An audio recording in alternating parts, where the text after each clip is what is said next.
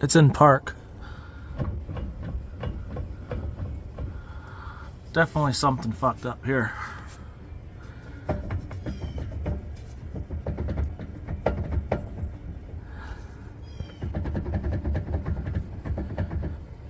Not much up and down play, but is that too much backlash?